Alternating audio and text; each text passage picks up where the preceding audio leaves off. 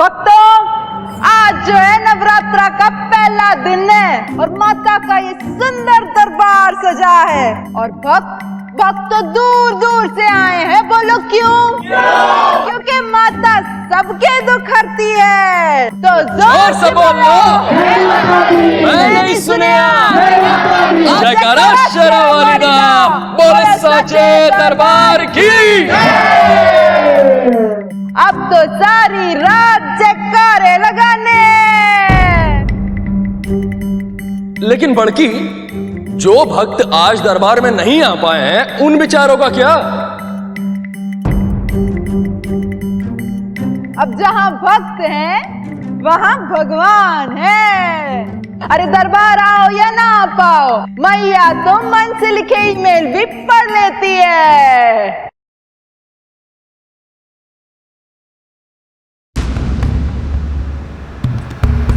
कहां चला गया?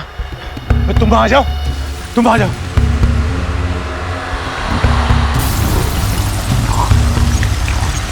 सुबह से कुछ नहीं खाया तुमने?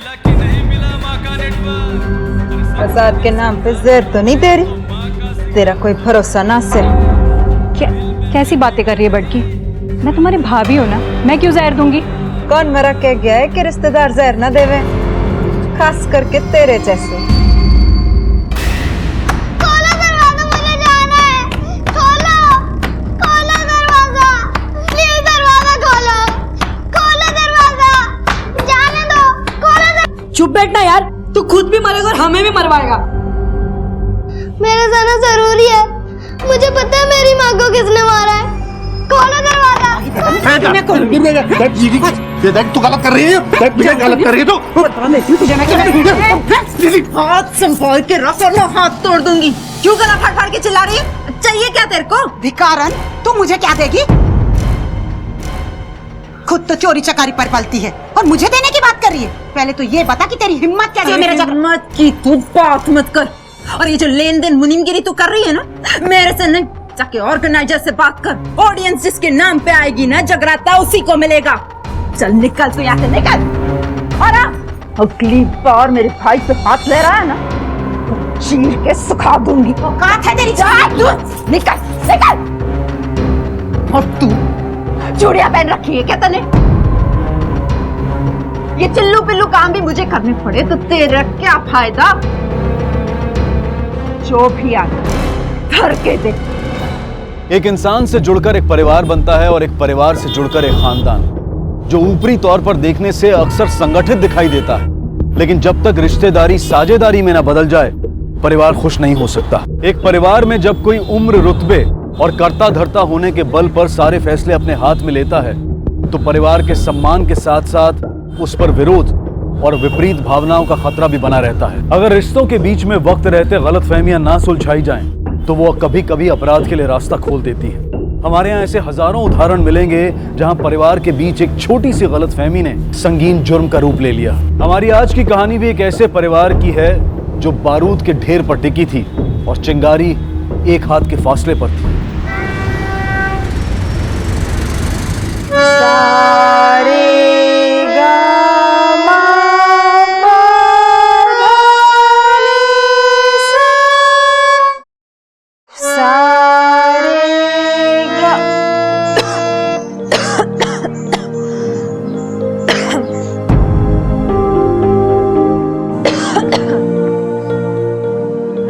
चाय वाली बन के घूम रही है।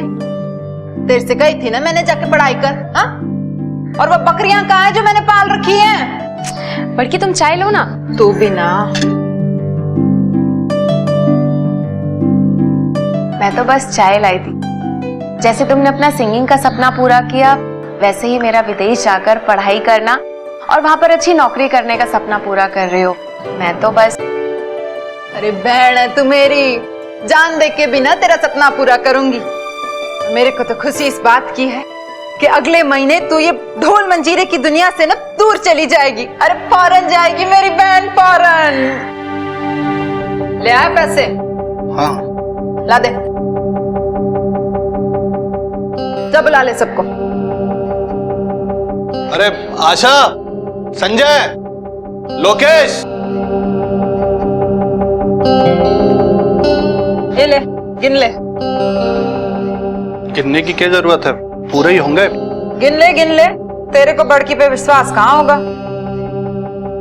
ये ले, रख। ये ले लोकेश, तेरे।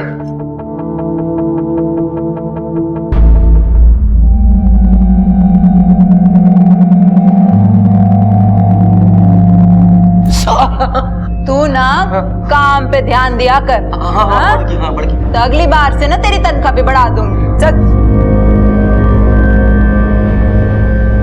और ये तेरे लिए। बड़की, पर मेरे लिए पैसे क्यों? मैं तो बिजनेस का हिस्सा भी नहीं हूँ। अरे तू मेरे बिजनेस का नहीं, मेरे दिल का हिस्सा है। ये तेरी तनख्वाह नहीं है, तेरे खर्चे के लिए। Thank you so much. ठीक है। रे भैंस के फुफ्फा, ये तो आधे ही पैसे हैं। बड़की, वो मैं तो पूरे ही पैसे ला रहा था, रास्ते में जीजा जी मिल गए थे, उन्होंने छीन लिए। कमाल है तू, तेरे रोक के नहीं गए के? आपसे बड़े रुक गए जो इनसे रुक जाएंगे। तुझे तो मैं बाद में देख लूंगी, पहले अपने खसम के चोर तो कस लूं। उसकी खाल भी मसाला मांग रही है। निकम्मे सबके सब।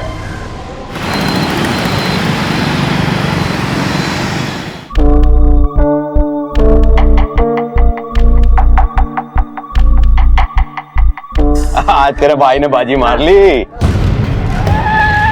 अबे पत्ते छोड़, फटाफट वो आ गई तेरी बीवी, देख चंडी का रूप लेके। भाग।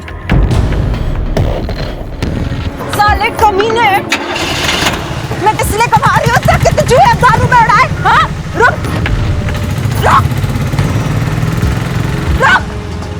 हर तो आएगा ही ना,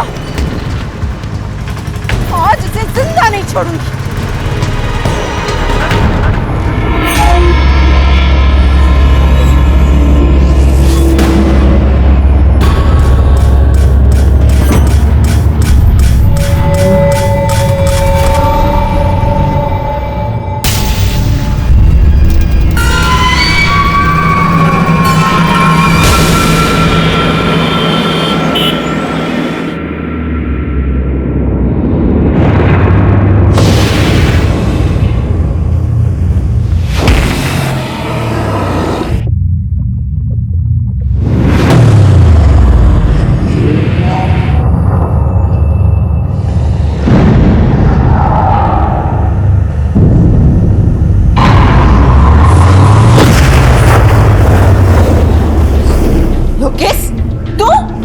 हिम्मत कैसे हुई आने की?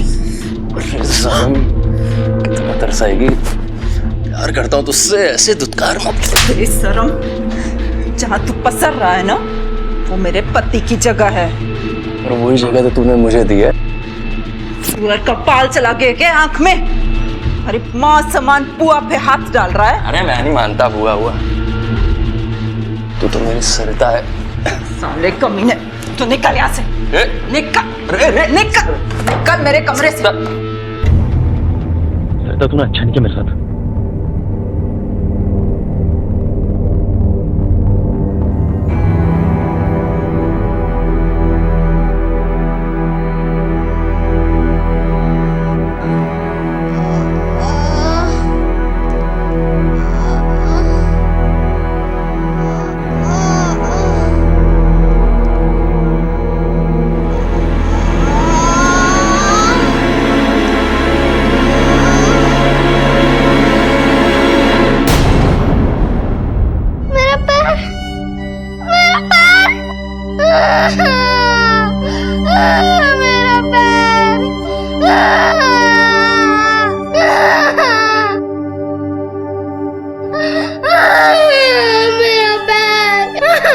मैंने तुझे पहले ही कहा था, लेकिन तू सुनता नहीं है।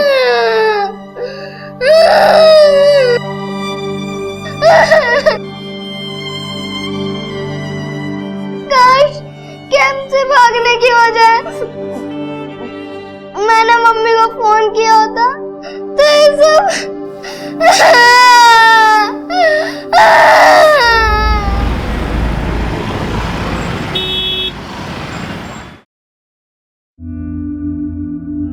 क्या हुआ? शकल की लटका रखी है?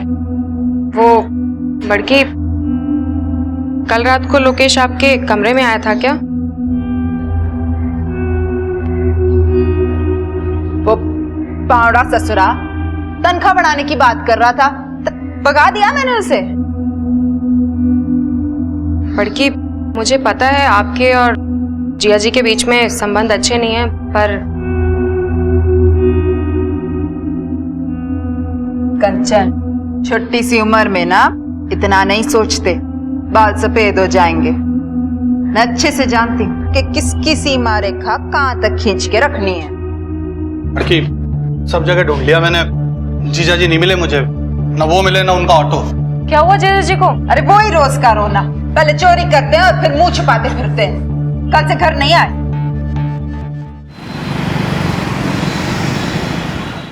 कुछ झगड़ा वगड़ा हुआ था आप लोगों का? कब से गायब है? साहब जी, झगड़ा तो हर पति पत्नी में हुए है। अब ना वो राज है ना मैं सिमरन, पहले ढूंढने से मिल जाते थे, लेकिन कल से गायब है।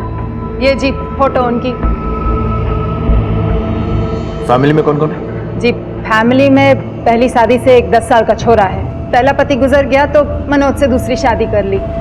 अब बाकी भाई भाभी, उनका बेटा और मेरी एक छोटी बहन है। सब एक साथ मकान में रहते हैं। और आपके पति काम क्या करते हैं? काम का तो वो बिल्कुल है नहीं, कहने के लिए ऑटो चलाता है।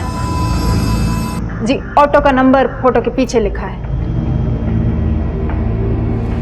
साहब जी, जैसा भी है पति है मेरा, बहुत प्यार करता है, ढूंढ निकालिए उसे। ठीक है, आप अपनी कंप्लेन लिखवा दीजिए, जैसे कुछ पता चलता है बताते हैं। और आप भी आसपास पता कीजिए, हो सकता है शायद किसी दोस्त या रिश्तेदार के यहाँ चले गए हों। ठीक है साहब जी, जय माता दी।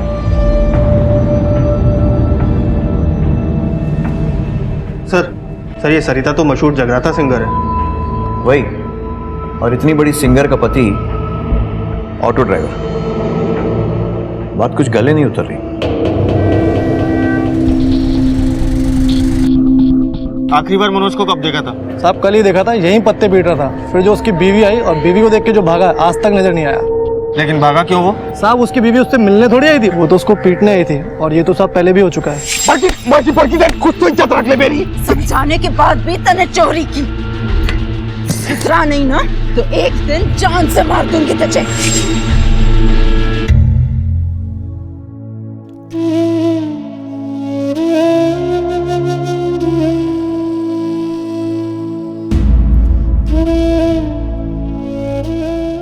मम्मी, आप आ गए? बहुत दर्द हो रहा है। आपने मना किया था, फिर भी मैं भाग गया। मैं पुलिस को सब बता दूंगा, सब बता दूंगा। मारती हूँ मैं मनोज को, मेरे से गलत बात ना बर्दाश्त नहीं होती। हाथ बहुत जल्दी छुटता है मेरा। ऐसा क्या गलत काम करता था वो? एक हो तो बताऊं, दारू वो पिए, चोरी वो करे, जुए की लत उसे। इतनी वजह क्या कम है किसी को कूटने के लिए? और तो और मेरे जगराते में भी कम कर्म कांड न करी उसने। लाना था भाई इस पे, माता के दरबार में दारू पी के आ गया। अगर इसके बिना प्रोग्राम कर सकती है तो ठीक है, नहीं तो। जी इसकी तरफ से ना मैं माफी मांगती हूँ। 15 अक्टूबर को जब मनोज ऑटो स्टैंड से भागा तो उसके बाद मिला वो आपसे? उसके बाद आया ही कहाँ वो? आता तो रपट लिखाने की जरूरत ही ना पड़ती, खाट के पास से बांध के रख देती उसे। पुलिस हर पहलू की तह तक जाने की कोशिश कर रही थी। सरिता की जिंदगी से मनोज यूं ही गायब हुआ था या फिर ये किसी तूफान के आने का अंदेशा था? और बता क्या चल रहा है? और तू बता कहाँ थे इतने दिनों तक? कुछ नहीं यार, बस एग्जाम की वजह से बहुत टेंशन थी। तुझे तो बस टेंशन ही रहती एग्जाम की। अरे किसका फोन है? एक मिनट, हाँ भाई साहब का फोन है। हेलो, हाँ भाई साहब, क्या हुआ? क्या? भैया ऑटो घुमाइए।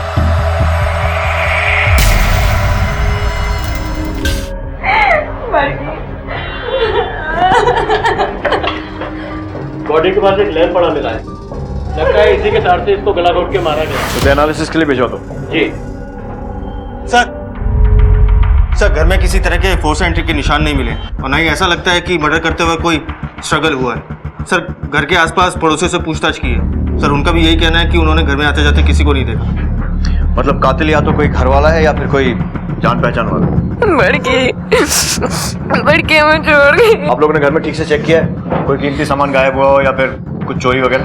बड़की की सारी जेबें गायब हैं, उसकी अलमारी में से भी और उसके बदन पे से भी, लेकिन कैश जैसा था वैसा का वैसा ही रखा है। कत्ल हुआ तब आप लोग कहाँ? मैं लोकेश के साथ मंडी तक गई थी सब्जी लेने के लिए, और आई तो देखा कि बड़की मतलब उससे बड़ी है वो? बड़ी नहीं, बहुत बड़ी है साहब हमसे। हम सब तो उसके नौ करते हैं। आपको किसी पर शक है? दिव्या हो सकती है। जगराते में सिंगर थी और कुछ दिन पहले तो बड़की के साथ उसका बहुत जोर से झगड़ा भी हुआ। कारण तू मुझे क्या देगी? खुद तो चोरी चकारी पर पलती है और मुझे देने की बात कर रही है। ये सरिता का बेटा है ना, चिंटू? ये कहाँ है? सर वो क्रिकेट स्कूल में, उसको कैसे बताएंगे कि बड़की? राकेश, लाश को पोस्टमार्टम के लिए भिजवा दो। Right sir.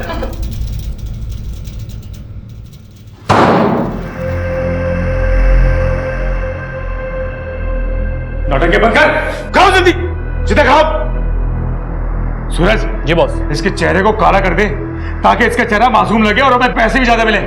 जी बॉस। और सुन, भागने की कोशिश मत करियो, नहीं तो जान से मार दूंगा मैं। समझ लियो, आज से ये तेरा गुरु है और तू इसे भीख मांगने के सारे तरीके सिखा दे, ए से लेकर जेड तक।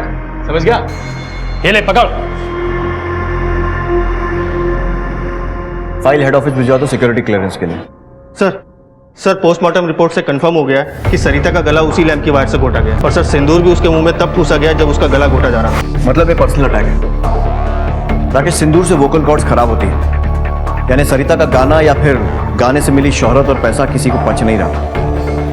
अब वो इंसान या तो मनोज हो सकता है या फिर कोई ऐसा इंसान जिसकी सरिता से बेइज्जती हुई, और ये भी पॉसिबिलिटी है कि कोई दूसरा सिंगर जिसका मार्केट सरिता ने खराब किया, शायद दिव्या। सर सरिता काफी दबंग औरत है, कोई एक आदमी उसे कंट्रोल कर सके ये थोड़ा मुश्किल है। एग्जैक्टली। अकेला आदमी गला घोटते हुए मुंह में सिंदूर नहीं ठूस सकता। एक काम करो, इन्वेस्टिगेशन को फास्ट ट्रैक करो, सरिता और मनोज के कॉल रिकॉर्ड्स निकलवाओ और ये जो ज्वेलरी की चोरी हुई थी उसे ट्रैक करो, और इस दिव्या को उठाओ। सर मुझे यहाँ क्यों बैठा रखा है? मनोज के कॉल रिकॉर्ड्स में सबसे आखिरी कॉल तेरा था। चल बता, क्यों कॉल किया था उसे? वो सर, मैं उनका भतीजा हूँ सर, और रोज ही फोन करते रहते हैं एक दूसरे को, और सर मिलते भी हैं। लेकिन सर जब वो उस रात मेरे कमरे में आए तो बहुत गुस्से में थे सर। पता नहीं साली लुगाई है कि बवाल। सब जानता हूं उसका तिरिया चरित्र। वो समझती कि मुझे कुछ पता नहीं है। साली भतीजे से लगी पड़ी है और मेरे सामने सती सावित्री होने का स्वांग रचती। अब बताता हूं उसे मनोज क्या चीज है। सरिता और लोकेश का अफेयर चल रहा था। वही लोकेश जो सरिता के साथ जगराते में गाता है। जी सर। फूफा गुस्से में कुछ उल्टा सीधा ना कर दे, इसलिए मैंने फोन किया था उनको। जब मनोज गायब हुआ तुम कहाँ थे? सर मैं साउंड इक्विपमेंट लेने चांदनी चौक गया हुआ था। लोकेश। सर। अरे हट! मैं दारू पीऊं या जहर खा के मर जाऊं, तेरे से क्या?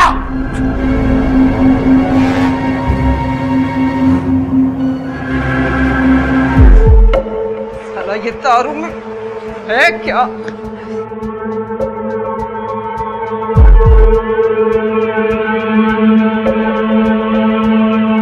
बुआ जी, मैंने एक नया गाना लिखा है। ये देखो क्या जोरदार गाना लिखा है मैंने।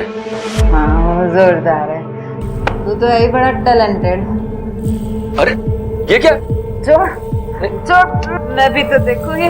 दूसरी दारू में ऐसी क्या चीज है कि मेरा पति मुझे छोड़ के इसके पीछे। मुझे मेरे पास आता ही नहीं है।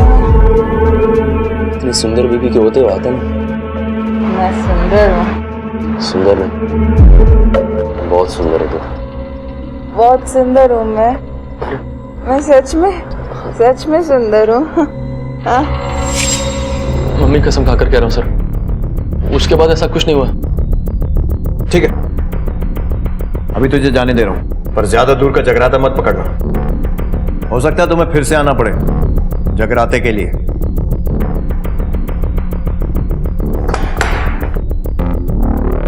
सर दिव्या का पता चल गया, मुंबई में अपने एक शो के लिए गई है, आजकल में आ जाएगी सर। जैसे आती है उसे लेकर आओ। सर मनोज की कोई खबर? नहीं सर, कोई खबर नहीं।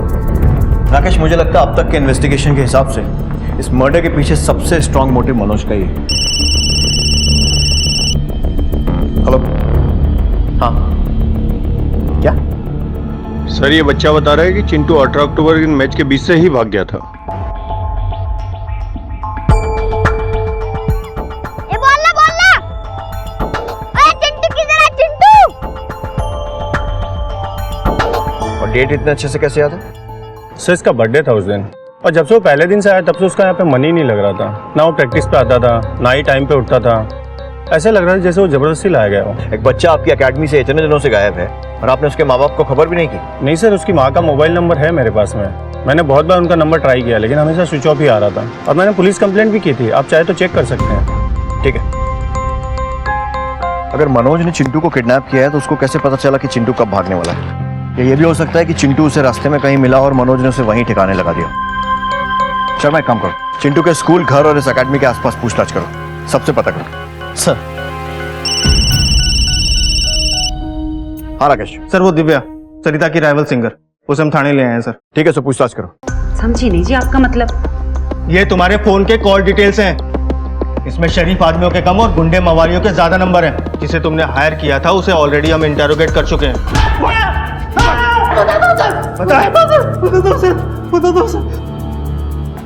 ये फोटो किसने दिया? किसने दिया? वो जगराते में गाने वाली दिव्या ने दिया। वो बोल रही थे कि इतना थप्पड़ मार रहा कि वो गाना तो क्या, वो सुनना भी भूल जाए सर। एक टाइम पे बहुत नाम था जी मेरा जगराते में, और वो सरिता, वो मेरी असिस्टेंट हुआ करती थी। असिस्टेंट भी क्या, मेरे घर में बाई थी, झाड़ू पोछा लगाती थी। हो तेरे सिवा अब कुछ भी नहीं मुझे भाता है, आज जगराता है। अरे वाह सरिता, तुम तो बहुत अच्छा गाती हो, सिंगर क्यों नहीं बन जाती? मैंने उस सरिता को सरिता से सरिता चौहान बनाया, अपने जगराते में गाने गवाए, और आज लोग उसे पसंद करने लगे। मेरे सारे जगराते उसी के पास जाने लगे, स्टार बन गई जी वो। मेरे अलावा कोई और भी दुश्मन होगा उसका, और वही हाथ साफ कर चला गया। सर मुझे लगता है कि दिव्या सच बोल रही है, क्योंकि हमने उसके गुंडों के ऊपर सारी डिग्री अपना ली, लेकिन हर बार वो एक ही बात बोलते हैं, हमने कुछ नहीं किया, हमने कुछ नहीं किया। राकेश, इस केस में अब तक कुछ भी ठोस हाथ नहीं लगा। न चोरी की ज्वेलरी बरामद हुई है, न मनोज का पता चला है, और न ही चिंटू का। जांच तेज करनी पड़ेगी। पुलिस ने छानबीन में जमीन आसमान एक कर दिया, लेकिन नतीजा नील बटा सन्नाटा जैसे था। कुछ भी कह पाना मुश्किल था। पुलिस की सारी मेहनत अंधे कुएं में जा रही थी।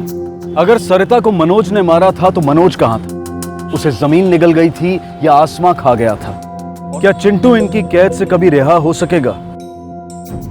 सर इंफॉर्मेशन के हिसाब से मनोज का ऑटो पूसा हिल के फॉरेस्ट के पास देखा गया। और मनोज, उसकी कोई खबर? नहीं सर, उसकी कोई खबर नहीं।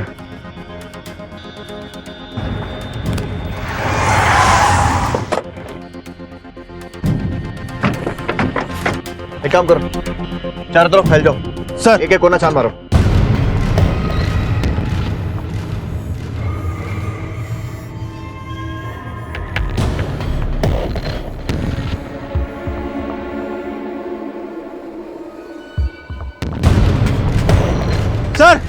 Sir auto.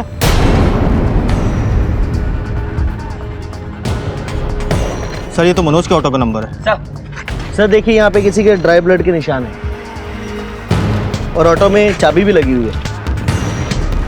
हो सकता है खून चिंटू का ही हो। मनोज उसे किडनैप करके यहाँ लाया और फिर उसका मर्डर कर दिया। सर अगर चिंटू का मर्डर यहाँ पे हुआ है तो जाहिर सी बात है उसने लाश भी आसपास ठिकाने लगाई होगी। एक काम करो, फॉरेंसिक्स वालों को बुलाओ और आसपास का पूरा एरिया छान लो। सर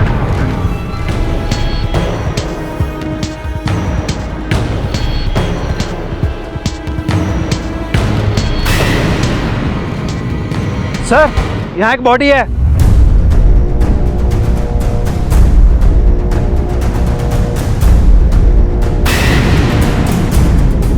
सर ये तो मनोज है। सर मर्डर वहाँ हुआ है और लाश यहाँ पर है, और ऑटो में भी स्ट्रगल के कोई निशान नहीं है। इसका मतलब मारने वाला कोई जान पहचान का आदमी है।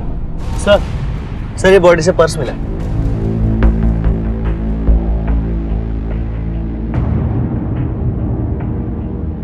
एक बात तो क्लियर, चोरी या लूटपाट के इरादे से इसका मर्डर नहीं किया गया, क्योंकि पर्स में पैसे, यहाँ तक कि ऑटो भी सही सलामत है। एक काम करो, इसकी बॉडी पोस्टमार्टम के लिए भेजो, देखें इसकी रिपोर्ट क्या कहती है।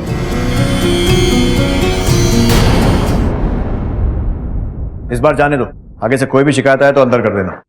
Sir postmortem report.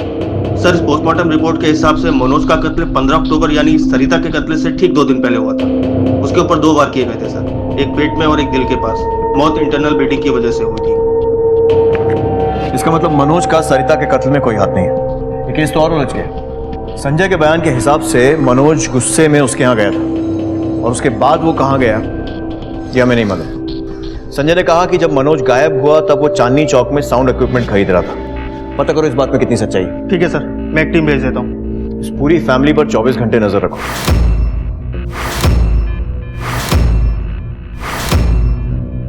एक पूरा परिवार खत्म हुआ है, सरिता, मनोज और चिंटू भी गायब है।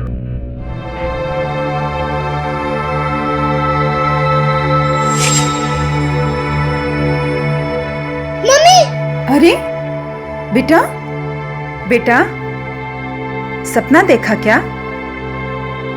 बेटा, मजबूत आदमी वो नहीं होता जिसे डर नहीं लगता, बल्कि वो होता है जो बेचारा डरता तो है लेकिन हार नहीं मानता। तू मेरा बहादुर बेटा है ना? बेटा बुलाए चट दौड़ी चली आए माँ, बेटा बुलाए चट दौड़ी चली आए माँ, अपने बच्चों के आंसू देख नहीं पाए माँ। बेटा आवाज तो इसकी अच्छी है, पर पब्लिक कितनी पसंद करेगी ये नहीं पता। अरे मैडम, ये कोई नया थोड़ी है, सरिता के साथ सालों से गा रहा है। आप देखिएगा मेरे बेटे को पब्लिक कितना पसंद करेगी। नमस्ते जी। नमस्ते। ये कंचन है जी, हमारी बहन। नमस्ते। बहुत जोर का गाती है। मैं तो कहता हूँ इसको गाने का मौका दीजिए आप, देखिए धूम मच जाएगी। और वो क्या कहते हैं, सिंपैथी, वो भी तो ऐसे मिलेगी जी। अच्छा गाने से क्या होता है, इंसान का मन भी तो होना चाहिए। भाई साहब, भाभी सही कह रही है ना, मुझे कोई गाना वाना नहीं गाना है। मुझे तो बड़की की कुछ यादें लेके यहाँ से बहुत दूर जाना है। ऐसी बातें कर रही है तू, है? विरासत है सरिता की, आगे लेके जाना है तुझे। बहन जी, भाई साहब सही कह रहे। अगर सरिता की बहन कंचन को स्टेज पे गाते हुए देखे लोग, तो हम पब्लिक की सिंपैथी को यूज कर सकते हैं। भाई तो ठीक है, हम लोग प्रोग्राम पे मिलते हैं। जय माता दी। जय माता दी जी।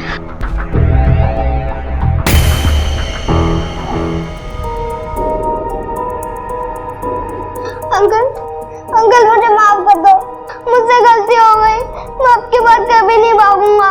मुझे एक चांस दो, लास्ट चांस अंकल प्लीज। ठीक है।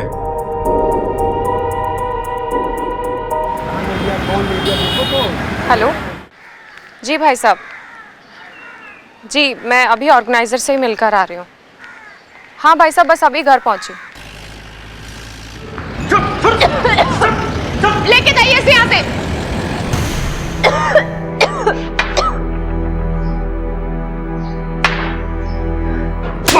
जगराता करेगा। राकेश, बहुत ढीठ निकला ना तू। हमने सोचा था कि तुझे नहीं मारेंगे, पर नहीं, तू नहीं माना। चल अब बता, कंचन को क्यों मारना चाहता था? बोल। सर मैं सरिता से कोई प्यार नहीं करता था। उस बुढ़िया से चक्कर इसलिए चला था कि जगराते में ग्रुप का मेन सिंगर बन के गाऊंगा सर। जब सरिता ने मेन सिंगर बनाने से इनकार कर दिया तो उसे मार दिया, समझ आया? पर मनोज को क्यों मारा? सर मैंने नहीं मारा किसी को, मैंने तो कंचन को भी खाली तड़ी दी थी कि वो डर के पीछे हट जाए।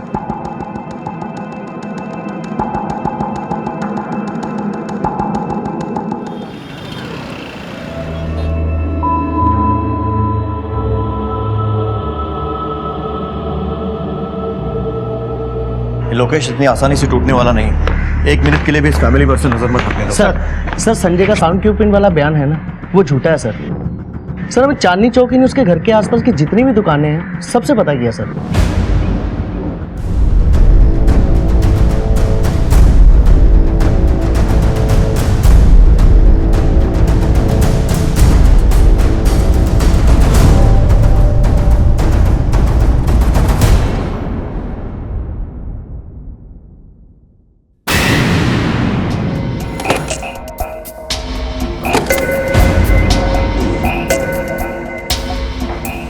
सर सरिता के जो गहने चोरी हुए थे वो संजय की अलमारी से मिले। मतलब हम लोग सही रास्ते पर थे। सरिता के मर्डर से संजय का कुछ ना कुछ लेना देना तो जरूर है। सर मनोज की बॉडी पे चाकू से सिर्फ 2 बार हमला हुआ है और संजय की बॉडी पे कई निशान मिलते हैं। इसका सिर्फ एक ही मतलब है कि संजय को मारने वाला कोई पेशेवर कातिल नहीं है। मतलब संजय सिर्फ एक मोहरा था और चाल चलने वाला कोई और है।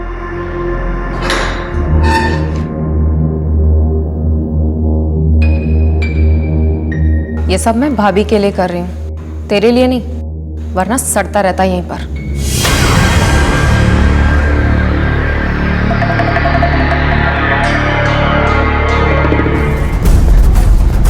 कहाँ गया? वो रहा। हे रोक!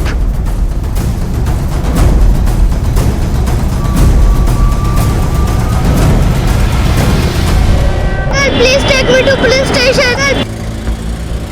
क्या हुआ? क्या हुआ? Uncle, please take me to police station. Uncle, my name is Chintu. I live in Rajouri.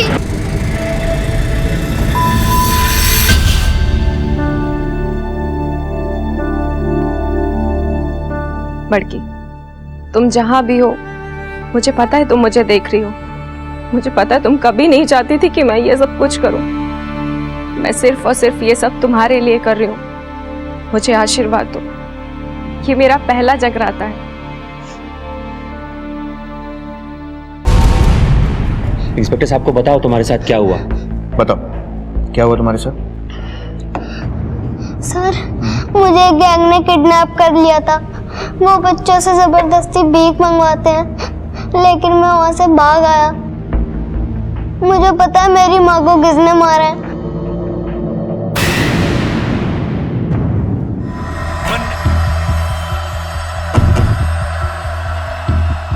क्या हुआ इंस्पेक्टर साहब? बहुत प्यार करते थे बड़की से, इतना कि अनजाने में उसके कातिल का ही साथ दिया जा रहा है।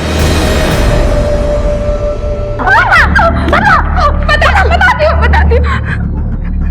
हाँ, मैंने उसे मारा। मुझे सिंगर बनना था, लेकिन वो मेरे रास्ते का सबसे बड़ा कांटा बनती जा रही थी। वो कभी नहीं चाहती थी कि मैं उसकी जगह लूं।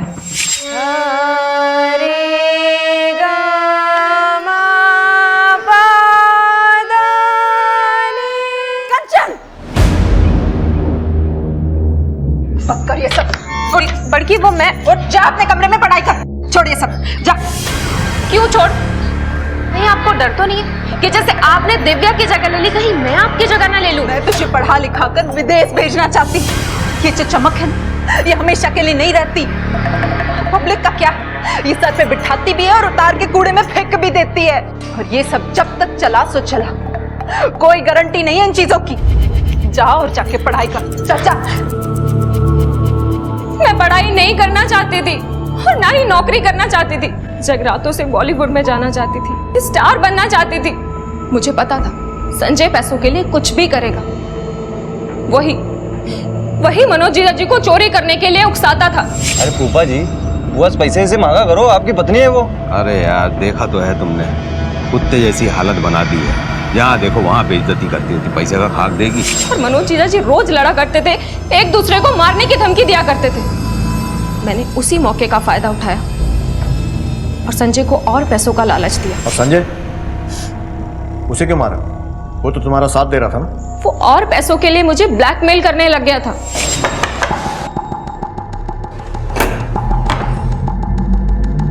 पैसे लाइए? हाँ। चला जाए। तुमने अपनी बहन तक को गलत समझा। वो बहन जो तुम्हारे लिए अपने से ऊंचा भविष्य चाहती थी। एक बात याद रखो, जो सपने जुर्म के साए में पलते हैं ना, कभी पूरे नहीं हो पाते। अब तुम अपनी सही जगह जा रही हो, वहां बैठकर जी भर के रियाज करना और पछताना। हीरे की चमक से सभी प्रभावित होते हैं, लेकिन उस चमक के पीछे की काली खादान और मजदूरों की मेहनत और दुर्गति को कोई नहीं जानता। ऐसी ही भारी चमक से मुग्ध होकर कंचन ने अपनी बड़ी बहन सरिता की जान को अपने पागलपन की भेंट चढ़ा दिया, ये जाने बिना कि सरिता खुद जहर का प्याला पीकर कंचन के लिए अमृत सजो रही थी। सरिता अपने पेशे की पेचीदगियों और उलझनों से कंचन को बचाए रखना चाहती थी, लेकिन कंचन ने रिश्ता, सम्मान, प्यार सबको दांव पर लगाकर कभी सरिता की नसीहतों को समझने की कोशिश नहीं की और परिवार को खुशियां देने वाली सरिता को मौत के घाट उतार दिया। चिंटू को अनाथ बना दिया। चिंटू के जज्बे को सलाम, जिसने अपने जख्मों की परवाह किए बिना अपनी माँ को इंसाफ दिलाने की कोशिश नहीं छोड़ी और कंचन को अपने किए की सजा मिली। अब मैं अनूप सोनी आपसे विदा लेता हूँ। फिर मुलाकात होगी अगले एपिसोड में एक और चौंका देने वाले केस के साथ। तब तक अपना और अपने परिवार का ख्याल रखें और देखते रहें क्राइम पेट्रोल डायल 100। सबक एक को सीख हम सबको। जय हिंद। बाबू, तुझे खीर बहुत पसंद है ना? एक बार चला गया तो तुझे खीर कौन खिलाएगा? मैं तुम्हें लेने आया हूँ।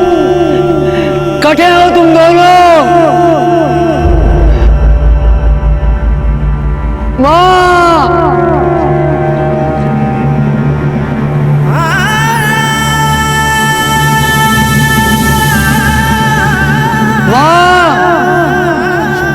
बापू, माँ।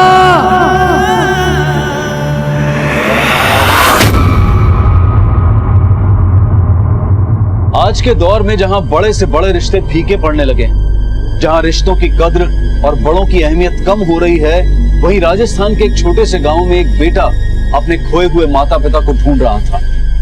कहां गए थे उसके माता पिता? क्या वजह थी जो वो इस कदर परेशान था? और उस दिन केशव ने पहाड़ी में ऐसा क्या देख लिया था जिसे देखकर वो सन्न रह गया?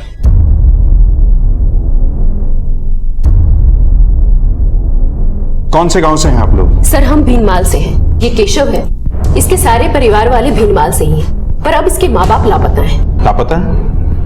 कब से लापता है? ये तो मुझे भी नहीं मालूम साहब। मैं तो 6 साल से हटे था ही नहीं। बम्बई में रिक्शा चलाता हूँ और जब 6 साल बाद वापस लौटा तो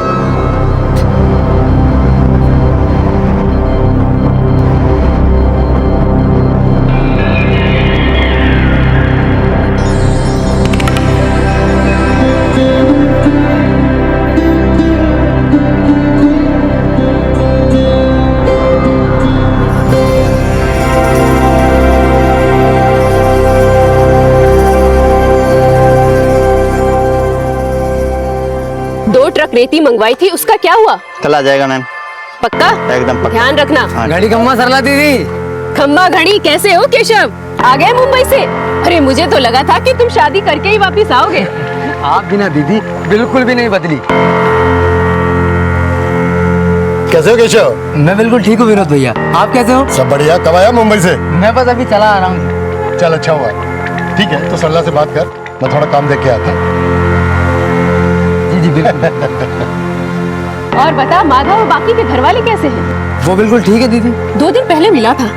मुझे तो एनजीओ के काम से आजकल शहर में ज्यादा रहना पड़ता है, इसलिए यहाँ की खबर नहीं रख पाती। अब गांव में पानी जो लाना है तो शहर के चक्कर तो काटने ही पड़ेंगे ना। अरे दीदी, जितना आप इस गाँव के लिए करती हो उतना आजकल कोई किसी के लिए नहीं करता। अभी के लिए मैं जाऊँ, फिर आता हूँ कभी फुर्सत में आपसे मिलने। ठीक है। अच्छा।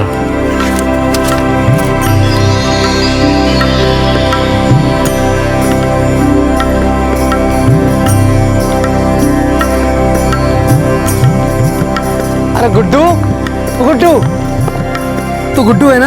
हाँ? अरे इतना बड़ा हो गया है। मैं गया तो जब तू 1 साल को तो। कौन हो? मैं कौन हूँ? अरे मैं तेरा काका। आप मेरे काका हो? हाँ। अम्मा, अम्मा देखो काका आए हैं। अम्मा देखो काका आए हैं। अरे केशव, अचानक हटे, ना कोई खबर ना कोई संदेश। अरे भाभी साहब, मैंने सोचो कि जब अपने घर जा रहे हैं तो खोज खबर देने की क्या जरूरत है? अरे केशव, अचानक आ गए हो? अब बताया भी नहीं हैं? घड़ी खम्मा भाई साहब। घड़ी खम्मा। खैर जाने दे। वैसे तू कौन सा पूछ के गया था मुझसे? भाभी साहब, माँ बाबूजी कहीं नजर नहीं आ रहे? कटे बाहर गए हैं कहीं?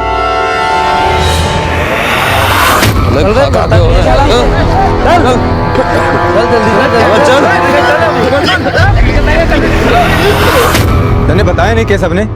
अरे माँ बाबू सब तीरथ पे गए हुए। तीरथ पे? हाँ। कब चले गए तीरथ पे और यूं अचानक? अरे अब नहीं जाएंगे तो कब जाएंगे? मतलब क्या बोल के गए हैं? वापस आने को क्या विचार है? देख, उन्हें आने में काफी वक्त लग जाएगा। ये बता तू यहाँ कब तक है? मैं तो बस इसी महीने के लिए हूँ। क्यों? अरे कुछ नहीं, इसलिए पूछ रहा हूँ कि उनको आने में काफी वक्त लग जाएगा। थारे जाने के 20-25 दिन बाद ही आवेंगे वो लोग। अरे भाई साहब, पर आपने उन्हें ऐसे जाने ही क्यों दिया? इस उम्र में उनकी देखभाल कौन करेगा? मुझे एक फोन कर दिया होता, मैं उन्हें तीरथ करा लाता। देख केशव, झूल की बात ना कमारे से 5 महीने में एक बार फोन करता है, 6 साल में अब शकल दिखाई है तने। हर इसके उम्मीद रखूं है, और तुझे माँ बापू की इतनी चिंता होती ना तो तू यहाँ से कभी जाता ही नहीं। चल केशव, फटाफट हाथ मुंह धो ले, मैं तेरे लिए गर्मा गर्म बाजरा की रोटी और साग बनाऊंगी। चल भीतर आ फटाफट।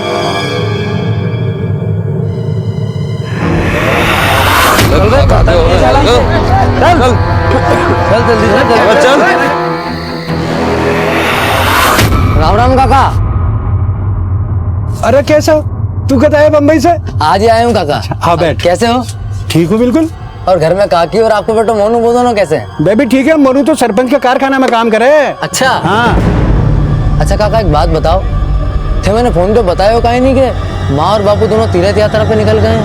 वो अरे भाई मैं सोचो कि तू बम्बई में तो भी यही काम कर रहा है, दिन भर तो व्यस्त रहे हुए, भागा दौड़ी का मायने तू भी यही परेशान रहे हुए, तो बस ये वास्ते को नहीं बताया, कोई खास बात को नहीं। अच्छा कितने वक्त हो गए उनको निकले हुए? वो एक काम कर कैसा, तू घर आना, हमारे ग्राहकी का टाइम है। ठीक है काका। सदानंद के जमीन पर उनका दोनों बेटा कोई अधिकार है, औरतों को जायदाद में हिस्सा ना मिले। ठीक है? खम्बा खड़ी हुकुम, खम्बा खड़ी। जे केशव है, मुंबई से वापस आ गए हो, सोचा आपके पाँव छुआ दूं। चल खम्बा हुकुम। क्या बे भगोड़े, मैंने तो लागो शहर से हीरो बन के वापस आएगा। थारे बदन पर तो रफू किया कपड़ा है। अब यही रहेगा, वापस जाएगा? वापस तो जाना है हुकुम, और वैसे भी मैं अठे अपने माँ बापू से मिलने आया था, और अब वो तो है ना।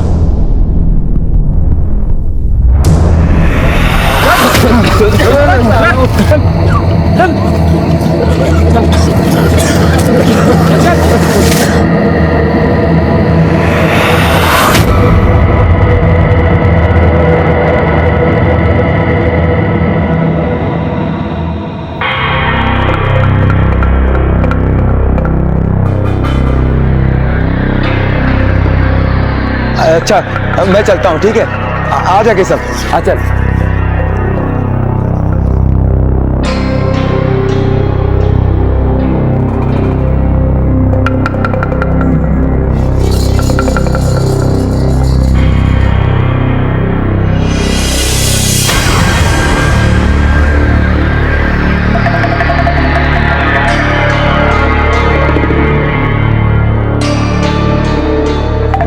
लाओ काका मैं मदद कर दूं। नहीं बेटा, अरे बराबर है, मैं कर लूंगा। अरे लाओ काका मैं हाथ लगा दूं इधर।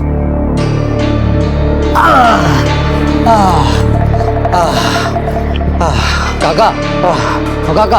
हाँ काका, आप तो मुझे बचपन से जानो हो। हाँ बेटा। और आपने मुझे गोद में भी खिलाया है। एक बात पूछूं, सच सच बताओगे? काहे पूछना चाहे? हमारे माँ बापू कटे गया काका, मुझे तो लग रही हो जैसे ये पूरा गाँव हमारे से झूठ बोल रही हो। आप ही बताओ कहाँ है मेरे माँ बापू? कुछ दिनों पहले गांव में महामारी फैल गई थी, और जितने भी लोग महामारी के शिकार थे ना, उन्हें गांव से बाहर निकाल दिया, गांव की भलाई के लिए। क्या? अरे ऐसे कैसे कोई मेरे माँ बापू को गांव से बाहर निकाल सकता है? इस उम्र में कहाँ जाएंगे वो? जहाँ तक मुझे पता है, गांव के बाहर जो पहाड़ी है ना, वो उसके पास रुके थे। माँ, बाबू,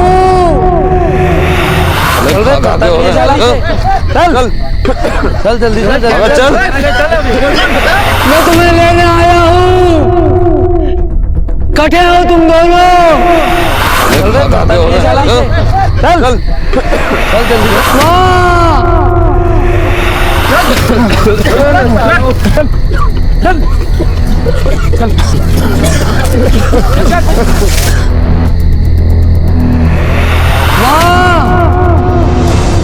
बापू, माँ।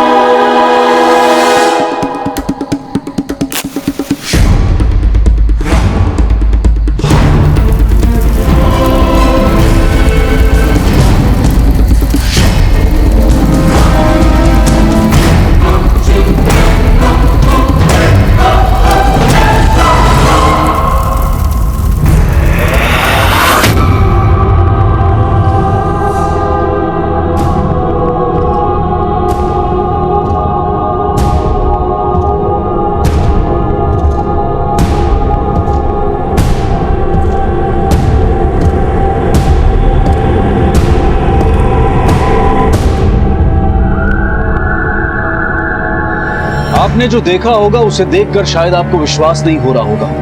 आपके हाथ पैर ठंडे पड़ गए होंगे और आपके रोंगटे खड़े हो गए होंगे। आज हम आपको एक ऐसे दिल दहला देने वाले केस से रूबरू कराएंगे जहां राजस्थान के एक छोटे से गांव में कुछ लोगों को झोपड़े में बंद करके जिंदा जला दिया गया।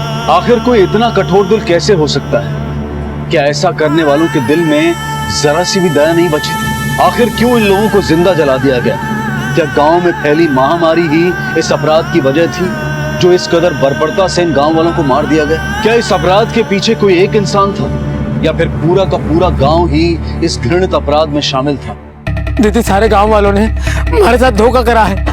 हमारे माँ बापू को इन लोगों ने गांव से बाहर निकाल दिया और अब गांव के बाहर वाली उस पहाड़ी में उन सारे लोगों की जली हुई लाशें मैंने देखी।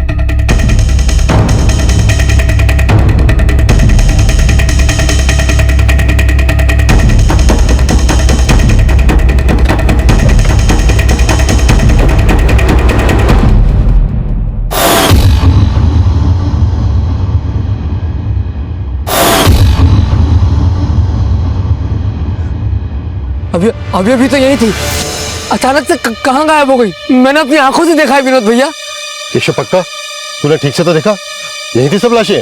मैंने अपनी आंखों से देखा है विनोद भैया। माँ बापू और भी बहुत सारे जले हुए लोग थे यहाँ। झोपड़ा जला तो है, जरूर कोई बात है। मुझे लगता है पुलिस में खबर करनी चाहिए। सर, केशव का कहना है कि उसने वहाँ कई लाशें देखी, पर जब हम वहाँ गए तो वहाँ जले हुए झोपड़े के सिवा कुछ भी नहीं था। साहब, जीते जी मैंने मेरा माँ बापू से किसी ने मिलने नहीं दिया। और अब तुम जब उस जगह पे पहुंचे तो वहां लगभग कितनी लाशें थी? लगभग 10-11। सुंदर सर, फौरन इनके गांव चलते हैं और देखते हैं कि आखिर माजरा क्या है। सर, लेकिन इनका गांव यहाँ से 60-70 किलोमीटर दूर है। जगह चाहे कितनी भी दूर हो, कानून हर जगह होना चाहिए।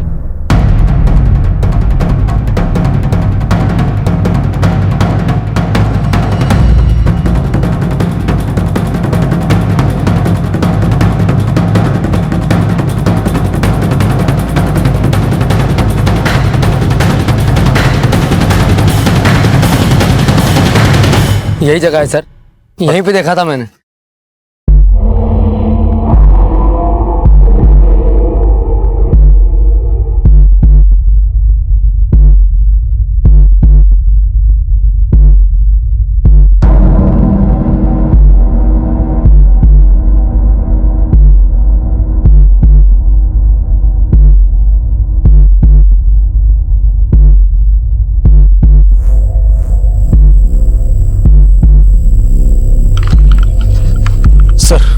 कुछ नहीं मिला है। सुंदर, हमें गांव के लोगों से पूछताछ करनी चाहिए, तभी हमें पता चलेगा कि आखिर मामला क्या है। इस गांव के 60-70 किलोमीटर के सराउंडिंग में कुछ भी नहीं। इसका मतलब बाकी के लोग भी इसी गांव के होंगे।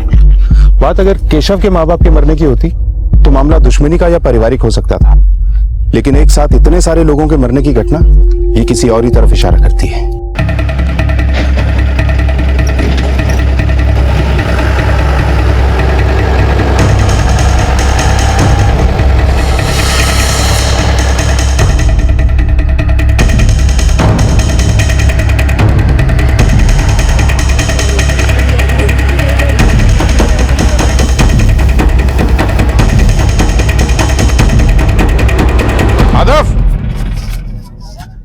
जी साहब। आग? नाना साहब, मारो तो उस तरफ कभी जाना ना होवे, बल्कि किसी ना तो किसी के मुंह से सुनी हो। माँ बाप की खोज खबर लेने की भी कोशिश नहीं की? नहीं साहब, वो सरपंच जी ने फरमान जारी किया था। कैसा फरमान? गांव के कुछ लोग अशुद्ध हो गए थे, सबको बीमारी हो गई थी, एक दूसरे को देख लेने से भी बीमारी फैल जाती थी। इसलिए गांव के सरपंच जी ने उन गांव वालों को गांव से बाहर निकालने का आदेश दे दिया और ये भी कहा साहब कि अगर उनसे कोई मिलेगा तो उनको गांव में घुसने नहीं दिया जाएगा। इसलिए साहब हम कभी उधर जाते भी ना थे। ये बात है दरोगा साहब। अरे आप करो हमारे गांव की तरफ कैसे? अब कुछ ठीक तो है ना? हम अक्सर वहीं दिखाई देते हैं सरपंच साहब जहाँ कुछ ठीक नहीं होता है। क्या बात कर रहे हो? आज तक तो आप लोग कभी इस गांव में आए नहीं थे और सब कुछ ठीक ही चल रहा था। क्या? गांव के बाहर एक झोपड़े में केशव ने कुछ लोगों की जली हुई लाशें देखी थी। इससे पहले कि ये किसी को कुछ बताता, किसने उन लाशों को ठिकाने लगा दिया। और अभी अभी हमें ये पता लगा है कि कुछ दिनों पहले आपके हुक्म से कुछ लोगों को इस गांव से निकाल दिया गया था। हाँ, छुआछूत वाली बीमारी थी उनको, सारा गांव चपेट में आ रहा था उसके। देखिए, हम सरपंच है इस गांव के, गांव का भला और गांव वालों का स्वास्थ्य हमारी जिम्मेदारी, हमारी, इसीलिए हमने फरमान जारी किया था। हुक्म, वो पहाड़ी के पास तो अक्सर वो तांत्रिक ने देखोगे है जो 2 साल पहले नरबली वाला मामला में जेल गए हो, और पहाड़ी के पास तो वो कोई घर है, कहीं ये सारे मामले में उसी का तो हाथ नहीं है? ये किस तांत्रिक की बात कर रहे हो तुम? सही बोल रहा है, पागल है वो आदमी। हमें तो लगता है कि ये सारा उसी का किया कराया है। जाइए उसे पकड़िए, इस गांव में आपको कुछ नहीं मिलेगा, उसके पीछे भागिए। तांत्रिक है, तंत्र मंत्र के लिए बलि तो चढ़े हैं।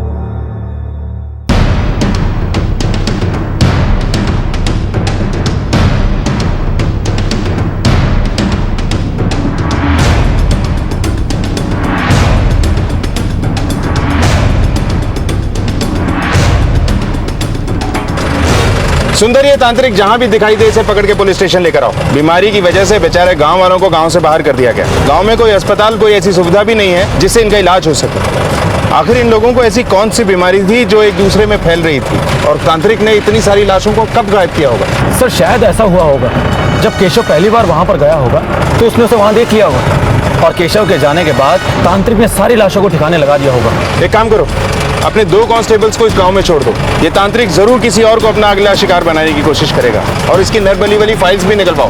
पता करते हैं कि इसने और क्या क्या कारनामे किए हैं। गांव वालों से पूछताछ करने पर ऐसा लग रहा था कि उन्हें एक जवाब रटा सा दिया गया, और यही बात पुलिस के शक को और गहरा कर रही थी। आज भी हिंदुस्तान में ऐसे कई गांव हैं जहां कई किलोमीटर के रेडियस तक कोई कानून व्यवस्था नहीं है, और जहां कानून व्यवस्था नहीं होती वहां लोग अपना कानून बना लेते हैं। पुलिस के लिए फिलहाल इन 12 लाशों का राज सबसे बड़ी चुनौती थी, जिसे सुलझाने की वो पूरी कोशिश कर रहे थे। वहीं गांव में कुछ ऐसे लोग भी थे जिन्हें ये बात बिल्कुल रास नहीं आई थी कि केशव की वजह से गांव में पुलिस का आना हुआ। केशव की दिलेरी की वजह से ही पुलिस को इन लाशों के बारे में पता चल पाया था, लेकिन कहीं इसी दिलेरी की वजह से केशव किसी मुसीबत में तो नहीं फंसने वाला था।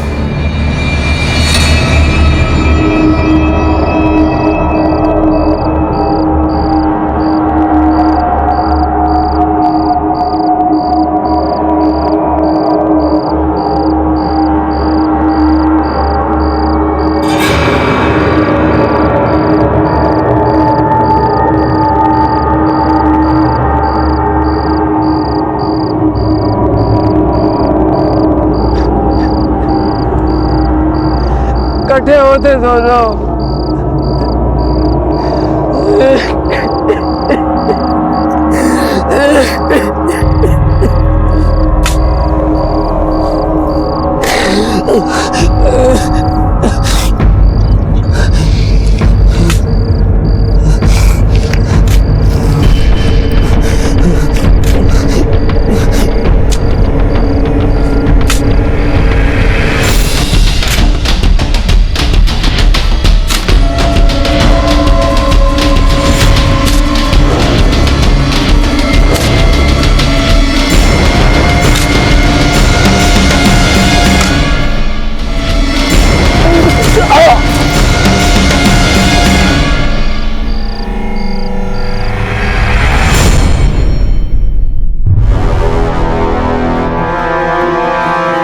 सर, कल रात से पता नहीं केशव कहाँ चला गया, और अभी तक घर भी नहीं लौटा है। क्या साहब, हम दोनों पूरी रात इंतजार करते रहे, लेकिन केशव का कोई अता पता नहीं चला साहब।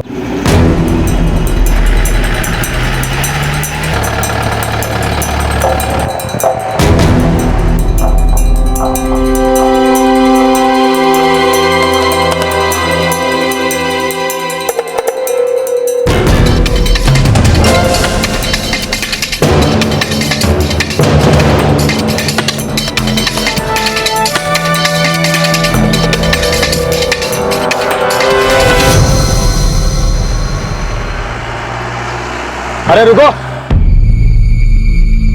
तुम इसी गांव के हो? जी हुजूर। माधव के भाई केशव को पहचानते हो, जो भी मुंबई से आया है? जी हुजूर, केशव को तो मैं पहचानता हूँ। वो कल रात यहीं घूम रहा था, पर बड़ा परेशान सा लग रहा था हुजूर। किस तरफ गया था वो? हुजूर, वो इसी तरफ गया था। ठीक है, तुम जाओ।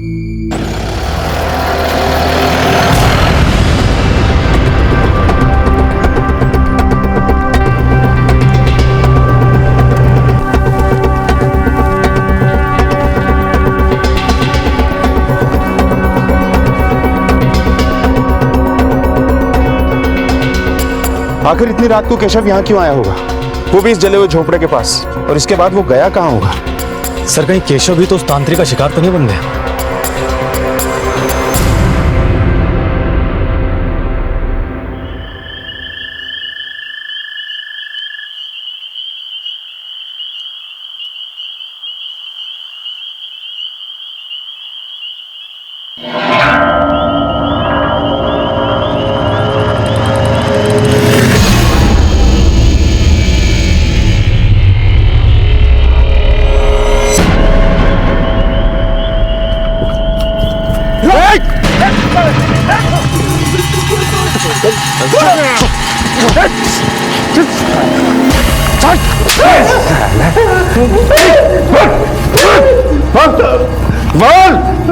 क्यों कर रहा है ये सब? क्यों नहीं सबकी जान? कहाँ है सबकी लाशें? क्या हुआ साहब, क्या बात है? अच्छा, तुझे पता ही नहीं क्या बात है? वो चाकू, उस पे लगा हुआ खून। बेटा तेरी सारी हिस्ट्री हमारे पास है। पिछले केसों से तू बच गया था, मगर इस केस से नहीं बचेगा। बोल बोल, क्यों मारा केशव को? साहब मैं क्यों किसी को मारूंगा, और आप किस केशव की बात कर रहे हो? तू इन सब मासूमों की बलि चढ़ा रहा था, और केशव वो है जिसकी बलि तूने कल चढ़ाई। बात को घुमा मत, जल्दी बता, बता मामला क्या है? साहब वो लड़का जो कल मिला था।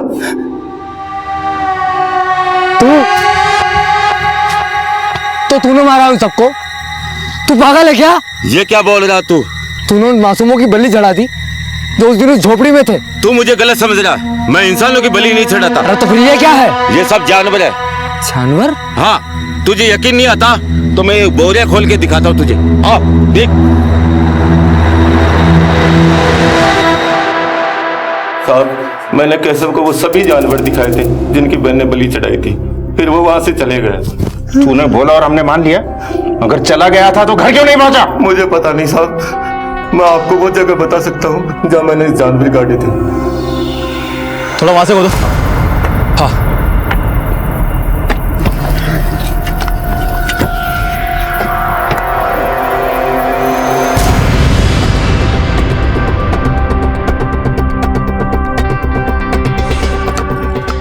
सर, यहाँ तो सारे जगहों से गड़े हुए जानवरों की लाशें मिली हैं। जानवर की लाश?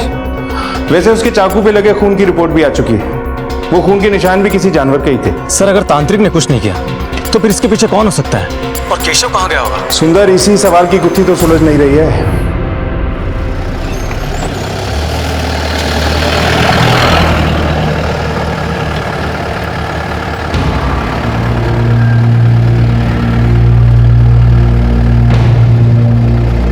इस सुनसान इलाके में फैक्ट्री? चौधरी एक काम करो, इस फैक्ट्री पे ले लो।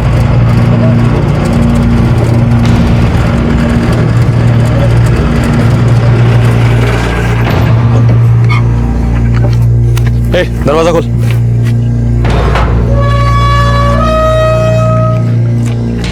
क्या भाई, ये फैक्ट्री बनता क्या? साहब उनसे पूछ लीजिए, वो सुपरवाइजर हैं।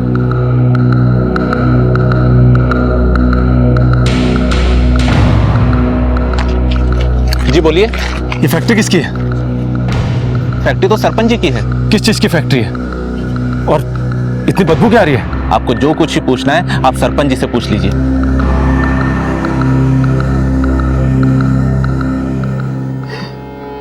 सब मेरी गलती है, रिश्तों का मोह समझ ही ना पायो।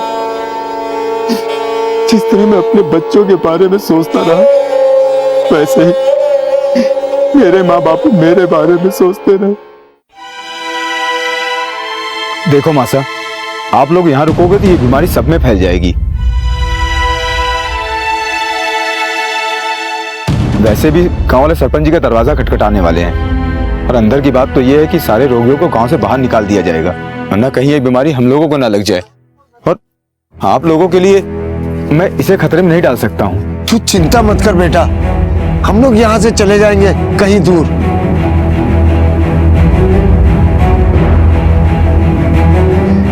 दीदी, केशव के लिए भी मैं ही जिम्मेदार हूँ। अगर मैंने उसका ध्यान रखा होता तो वो मेरे साथ होता।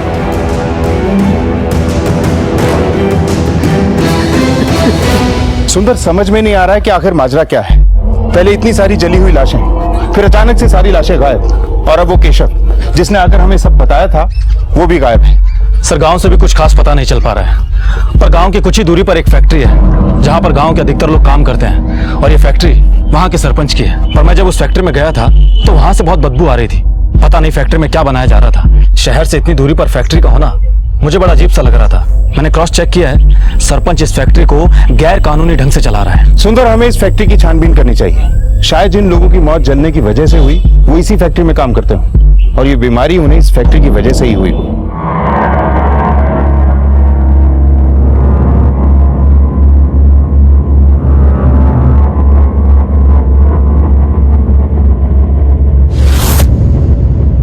इसका पीछा करो।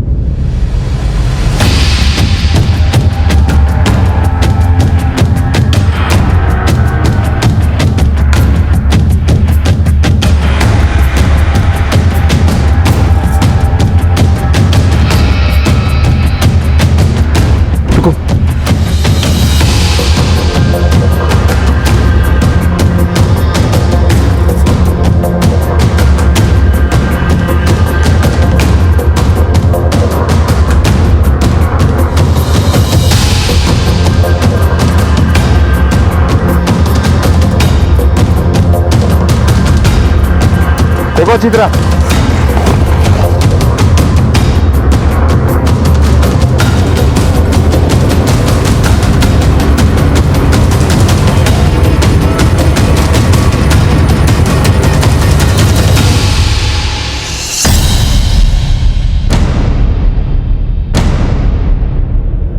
सुंदर सर,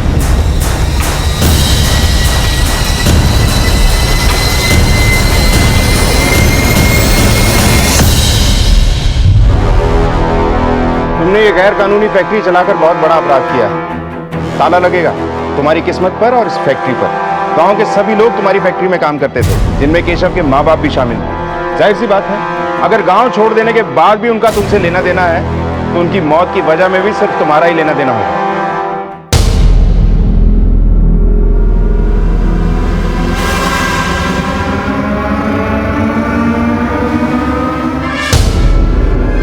दरोगा साहब, जो मारो गांव है, मारे को यहां से लेके जाना इतना आसान ना है। आपको लेके तो जाएंगे ही सरपंच साहब, आज नहीं तो फिर कभी से। चलो।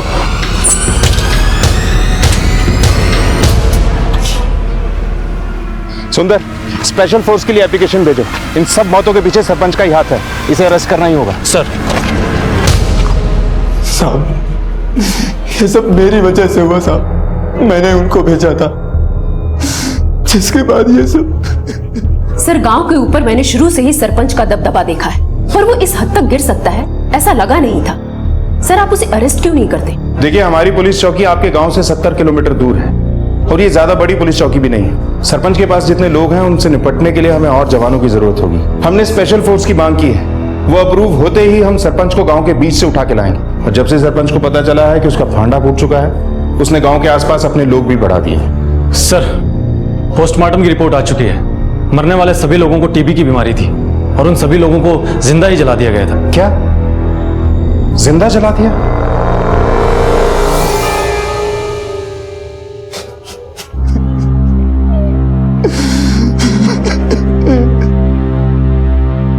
टीबी यानी ट्यूबरकुलोसिस, जिसे हिंदी में क्षय रोग भी कहते हैं। ये एक ऐसा रोग है जो एक इंसान से दूसरे इंसान में फैलता है। हिंदुस्तान में हर साल तकरीबन 12 लाख लोग टीबी से ग्रसित होते हैं, और उनमें से मरने वालों का आंकड़ा हर साल लगभग 2.5 लाख के भी ऊपर जा चुका है। ऐसा नहीं है कि इस रोग का इलाज संभव नहीं है।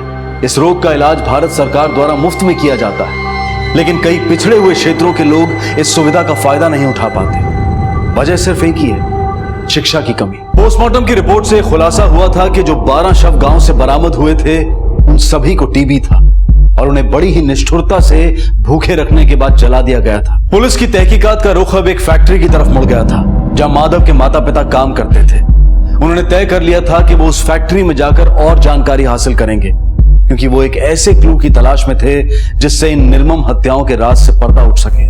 सर, क्या ये सरपंच इतना बड़ा नेक्सस अकेला हैंडल कर सकता है? मुझे तो ऐसा लगता है कि इसके साथ कोई तो जरूर है। ये सब तब पता लगेगा सुंदर जब सरपंच हमारे हाथ लगेगा। सर मेरे पास एक आइडिया है। आइडिया थोड़ा अजीब है, पर फोर्स आने के अप्रूवल से पहले ट्राई कर सकते हैं।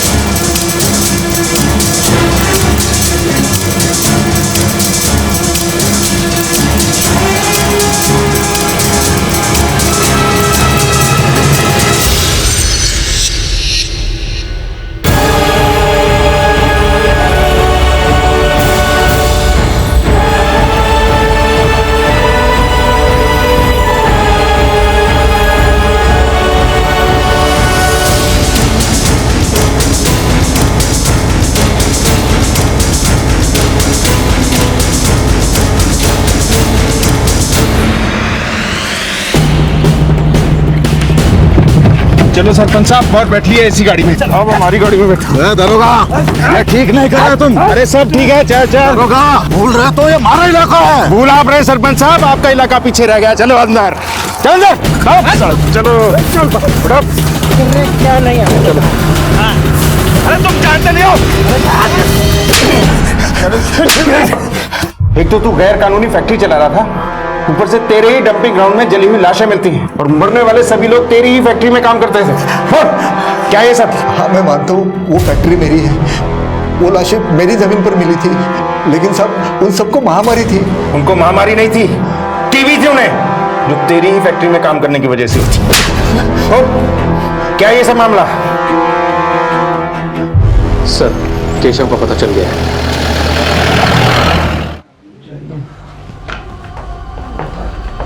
केशव केशव केशव उठाओ इसे, उठ केशव।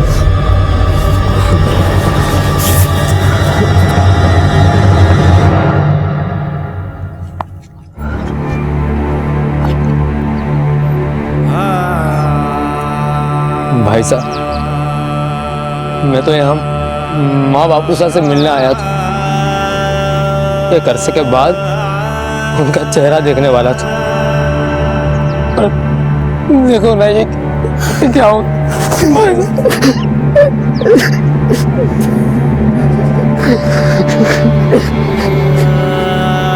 अब तक पुलिस के हाथ जितने भी सुराग लगे थे वो किसी भी ठोस नतीजे तक पहुंचने के लिए काफी नहीं थे, क्योंकि ये पूरा अपराध इतने योजनाबद्ध तरीके से हुआ था कि अपराध की जड़ और कारण दोनों से ही पुलिस अनजान थी।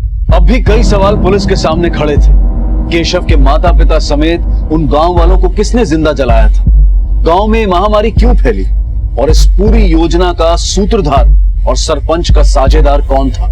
इन सारे सवालों के जवाब मिलने अभी बाकी थे और इसी बीच केशव का पता चल गया और उसने जो बयान दिया उसने इस पूरे केस का रुख ही बदल दिया। उस रात जब मैं फिर से माँ बापू को ढूंढने पहाड़ी पर गया तो वहां मुझे वो तांत्रिक मिला। उसने बताया कि उसने गांव वालों को नहीं मारा,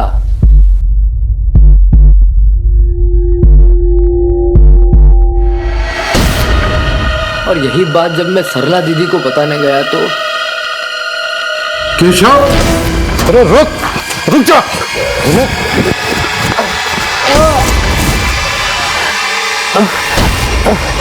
ये तो तुरुप का इक्का है विनोद, इसे तो संभाल कर जिंदा रखते हैं।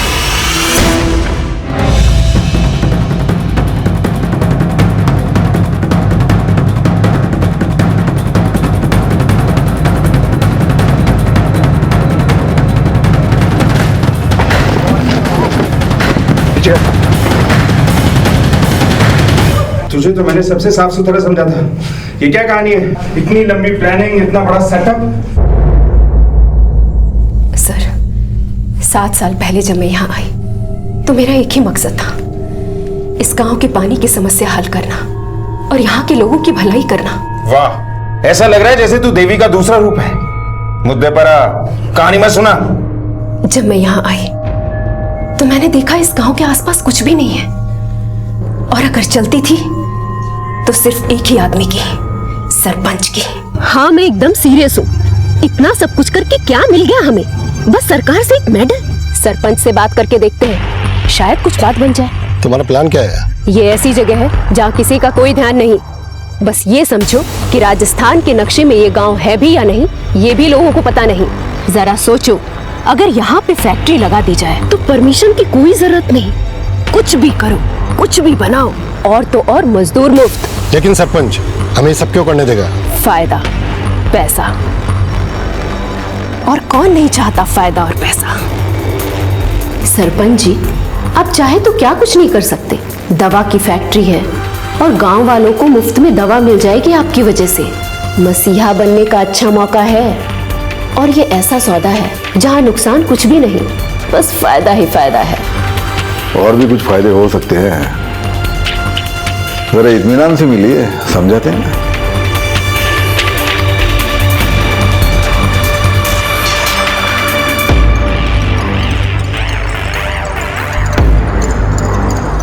तो कल से फैक्ट्री के काम में हाथ लगा दे सरपंच जी। बिल्कुल बिल्कुल। हमें पता था कि फैक्ट्री में जो केमिकल हम यूज करने वाले हैं उससे गांव के लोग बीमार पड़ेंगे ही, इसलिए हमने फ्री में दवा बांटने का नाटक भी किया। गांव वालों को जो दवा हम बांटते थे उसमें पानी भरा होता था। ये बात हमने सरपंच को नहीं बताई थी। फैक्ट्री और बाकी का सब कुछ सरपंच के नाम पर चल रहा था। हमें शक तो था सरपंच की नीयत पर, और फिर तभी हम लोगों को इतने कम पैसे। बात तो 50-50 की हुई थी ना? अरे बात हुई थी, कोई लिख के तो नहीं दिया था ना। ये ठीक नहीं है। ठीक लगे तो कर, वरना तंबू बम्बू उखाड़ के गांव से बाहर फेंकवा दूंगा। मैंने सोच लिया था कि इस गांव से सरपंच को उखाड़ फेंकूंगी। फैक्ट्री में धीरे धीरे लोग बीमार पड़ने लगे। उनकी बीमारी जब लोगों में फैलने लगी तो मैंने ही सरपंच से कहा कि उनको गांव से बाहर निकाल दें, ताकि फैक्ट्री में रात में भी काम करवा के उनसे ज्यादा से ज्यादा मुनाफा कमाया जा सके। और फिर उस रात जब सरपंच ने बीमार गांव वालों को गांव से बाहर झोपड़ी में बंद कर दिया था, तो मैंने और विनोद ने मिलकर उन्हें जिंदा जला दिया। मेहनत हम करें और पैसे वो खा रहा था। अब देखती हूँ सरपंच को। झोपड़ा जलकर राख हो गया है और इन लाशों को उसकी जमीन पर फेंक कर आएंगे। उस दिन विनोद उन डेड बॉडीज को सरपंच की जमीन पर ठिकाने लगाने ही गया था कि वहां केशव आ गया। केशव के निकलते ही विनोद ने उन डेड बॉडीज को सरपंच के डंपिंग एरिया में डंप कर दिया, और केशव के आने से पहले ही विनोद वापस ऑफिस आ गया। हमने सोचा था इस मामले में सरपंच को फंसाकर पूरे गांव पर राज करेंगे, लेकिन सरपंच ने बड़ी चालाकी से सारे मामले को तांत्रिक की तरफ मोड़ दिया। केशव को क्यों गायब कर दिया था तुम लोगों ने? और कौन से लाशें उठ के बोलेंगे कि हमने उन्हें जलाया है? और रही बात सरपंच की, तो कानून को सबूत चाहिए जो वो दे नहीं सकता। केशव, अरे रुक जा।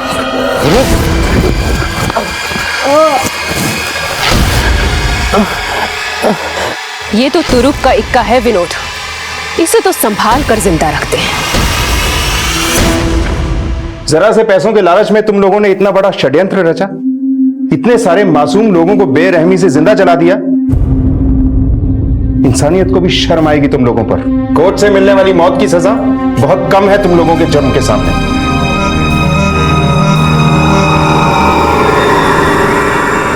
चंद रुपयों के लालच में कई बहुमूल्य जिंदगियों को आग के हवाले कर दिया गया।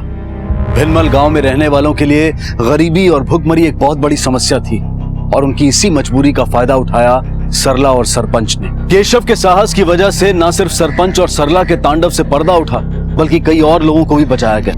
अगर केशव साहस ना दिखाता तो शायद इन लोगों का भी वही हश्र होता जो बाकियों का हुआ। अब मैं अनूप सोनी आपसे विदा लेता हूँ। फिर मुलाकात होगी अगले एपिसोड में एक और चौंका देने वाले केस के साथ। तब तक अपना और अपने परिवार का ख्याल रखें और देखते रहें क्राइम पेट्रोल डायल 100। सबक एक को सीख हम सबको। जय हिंद। इस तरह के और भी एपिसोड देखने के लिए हमारे चैनल को सब्सक्राइब करें और बेल आइकन दबाना ना भूलें।